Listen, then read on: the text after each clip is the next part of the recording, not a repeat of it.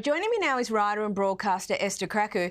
Esther, it hasn't been a great news week for the Sussexes. Ashley Hansen, the Sussexes communications chief, has apparently left their employ. She seems to be the latest in a long list to go. What's the story?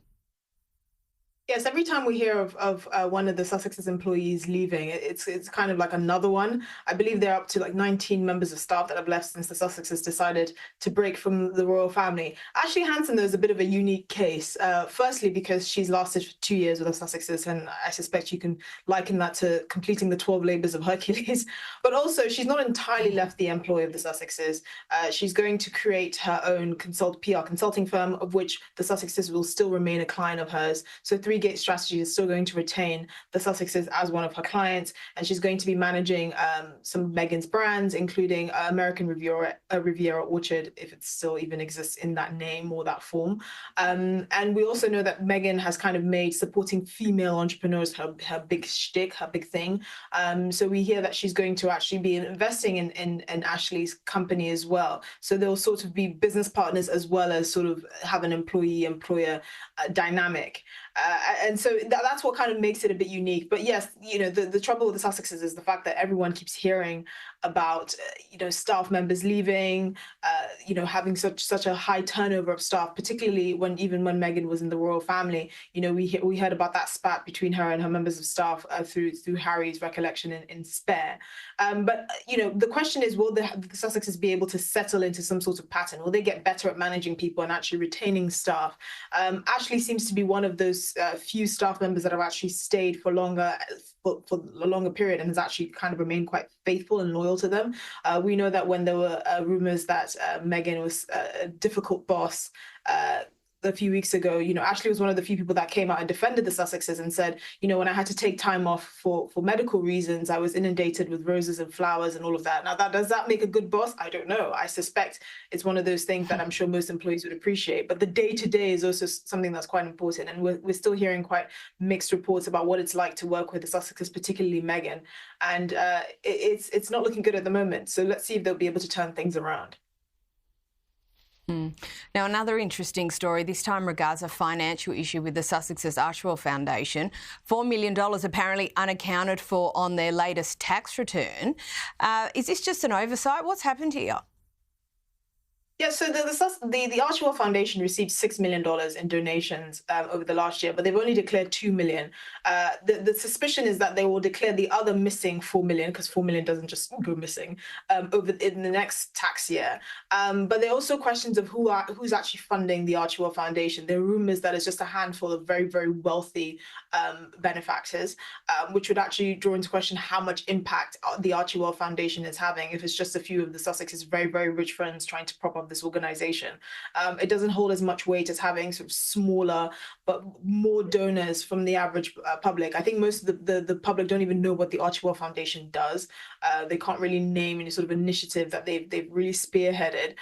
We know that the Prince Harry is into his Invictus Games, but that's really more of his project, and it's a project that he started when he was still a working member of the royal family. What the Archewell Foundation has done, we still don't know. We know that the couple works about 52 days a year, from sort of what we've seen of the records from the charity.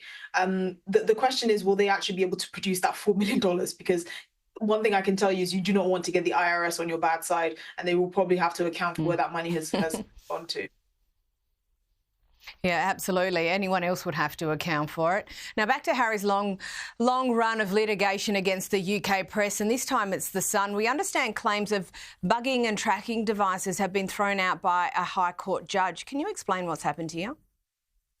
So the trial against The Sun is due to start in January, but the preliminary hearing, which happened a few weeks ago, the judge threw out his case that he wanted to bring forward as part of the overall case, which is about phone bugging and having sort of tracking and audio devices attached to him and his person and to people around him to try and figure out what he's doing. And the judge said, you have no evidence for this. You're just going on a hunch. The judge basically told him not to waste the court's time, which seemed quite harsh.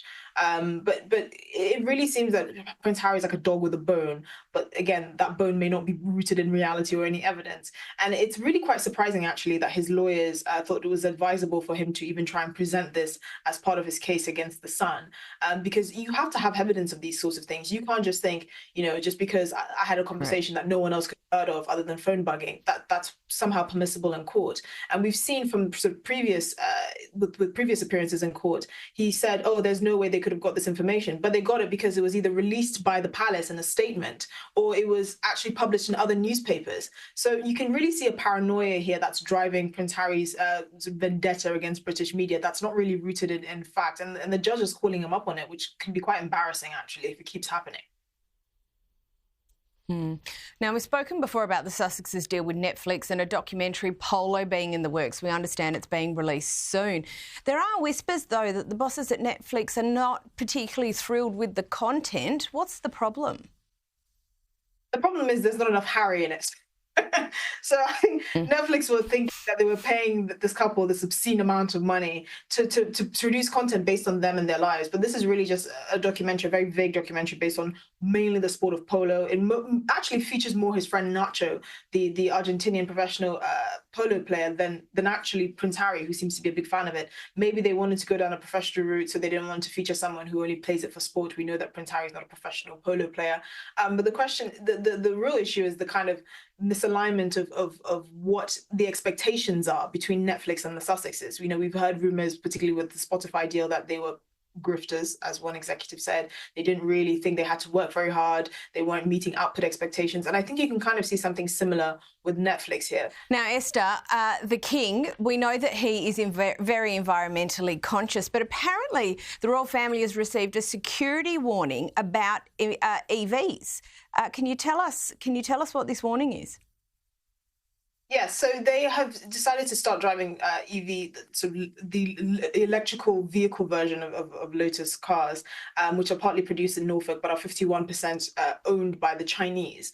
And the concern is because it's such a heavily technologically based car that it can be hacked, it can be tampered with, and we've already seen issues with sort of the batteries of a lot of Chinese-produced EVs that have been exploding. So it's actually a bit of a security risk for the royal family, which is quite unfortunate for someone like King Charles, who's spearheading cars that run on wine and sort of oil and all of that, natural oil like sunflower oil and all of these things. But obviously the security of the royal family comes first, and they're just going to have to find a way to get around that. Maybe they might have to cycle more, or maybe they might just have to deal with the dirty fossil fuel cars like the rest of us until something that's actually sustainable and affordable and reliable comes on the market.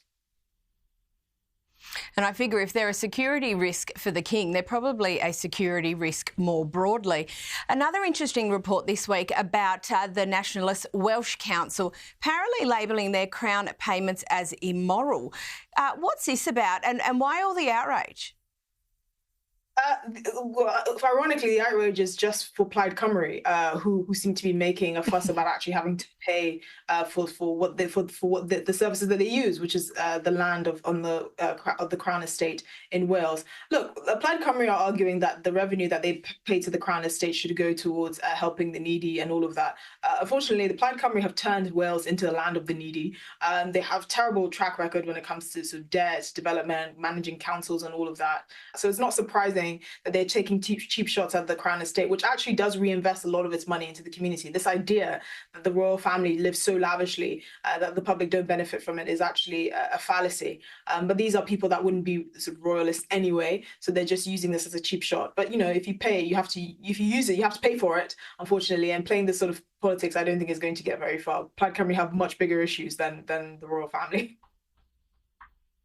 Yeah, absolutely. And look, Esther, every country has its mendicant states. Thank you so much for joining us this evening.